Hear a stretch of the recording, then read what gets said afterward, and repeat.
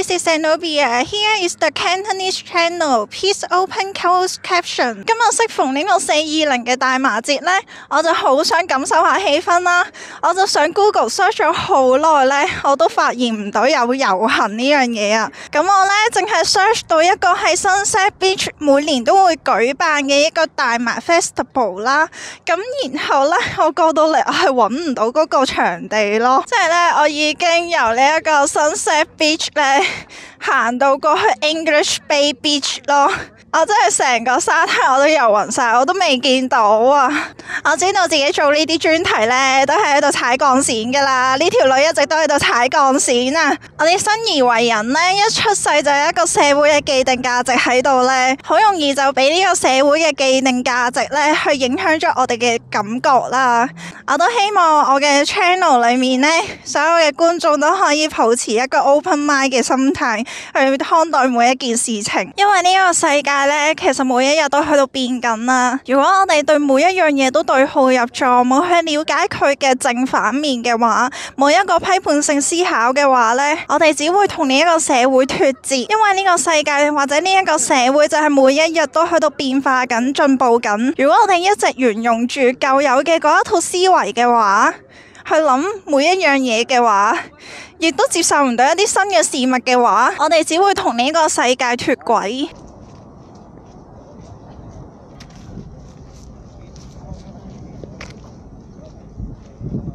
我行晒成個沙灘呢都見唔到啊！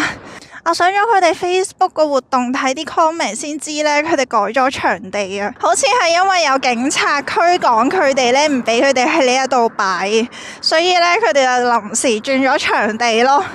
然後個 location 呢都係有少少不明所以噶，咁我唯有出返去市中心睇下係咪喺嗰個位啦。諗都冇諗過佢哋搞咗咁多年呢，竟然可以發生啲咁樣嘅事。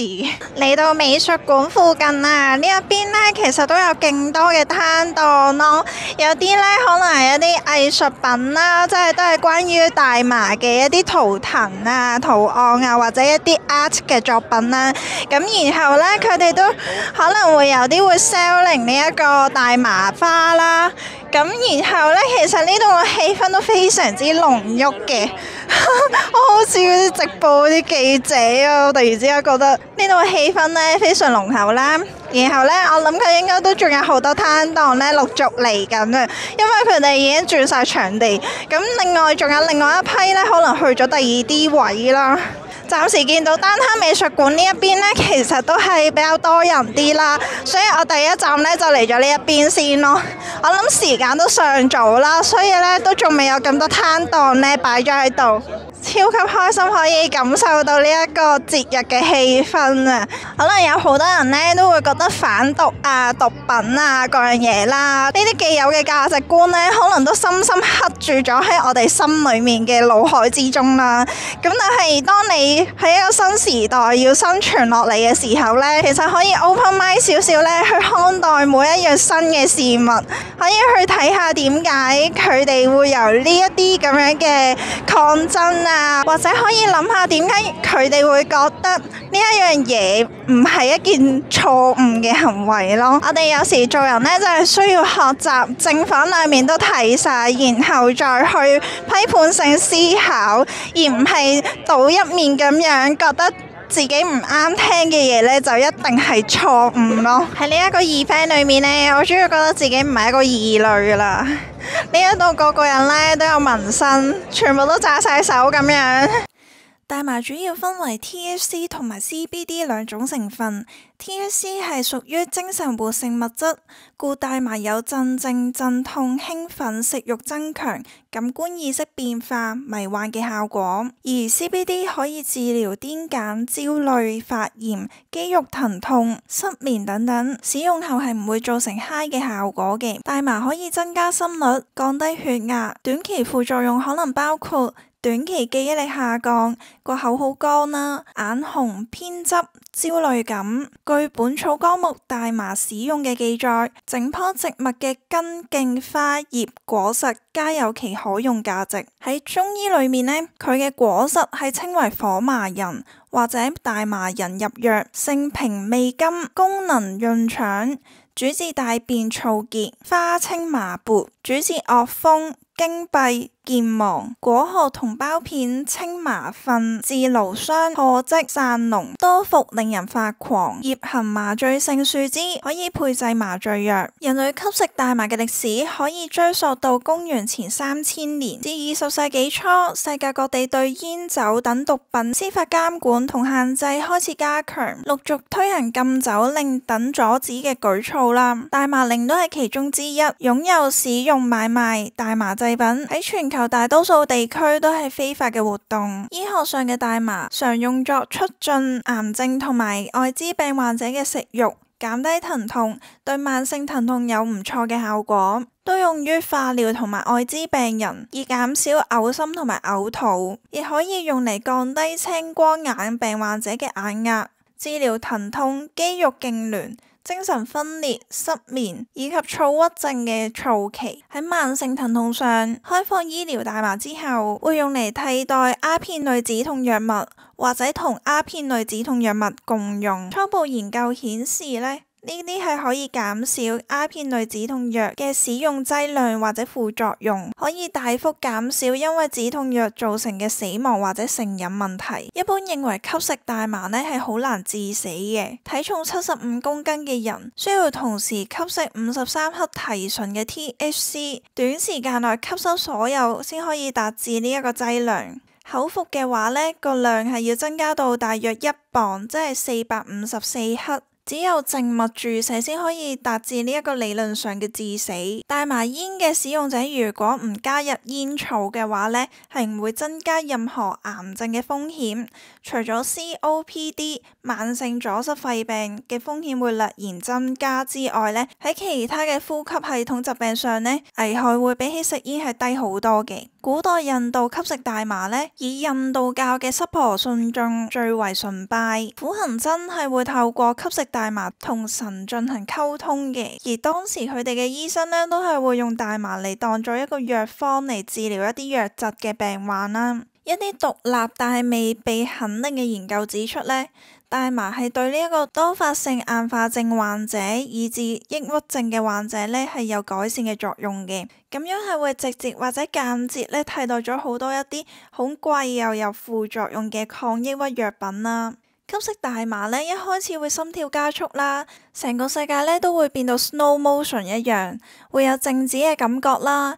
有啲 moment係會好似斷咗片咁，亦都好似瞬間轉移咗咁樣啦。時間過得好慢，會覺得四周圍嘅陌生人都係注視緊自己同埋講緊自己啦，疑心係會變到好重嘅，會不自覺咁樣會不斷咁笑啦。但係如果你份人係會比較偏向容易諗負面嘢嘅話係有可能會不斷諗一啲壞嘅情況而不斷喊咯，所有嘅感覺同埋感受都會放大啦，所以好多時候凍咗之後都會聽歌或者食嘢啦，個體驗係會變到好唔一樣嘅。Can you hold the camera?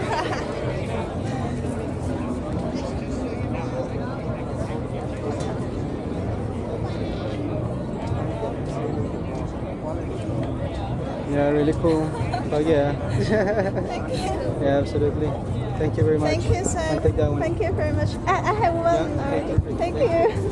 喺合法嘅鋪頭賣不論喺荷蘭或者加拿大啦，裏面都會寫住個品種同埋成分。如果想瞓得好啲就係揀一啲 CBD 比較重啲嘅啦。如果想 high 啲就會揀啲 THC 比較重啲嘅。對於治療抑鬱症同埋失眠方面我相信係會有好大嘅作用。當你探索到另外一個世界不斷咁樣不自覺咁笑下個人又會樂觀咗啦。而 CBD 係會令人放鬆同埋有睡意嘅。娛樂用嘅大麻文化都係講求開心啦、笑啦同埋 chill 啦。不論係九運嘅開始定係疫情之後，近年嘅人類都終於重視翻精神層面上嘅健康。快樂係無價嘅，總係介意四周社會嘅主流價值同埋規範。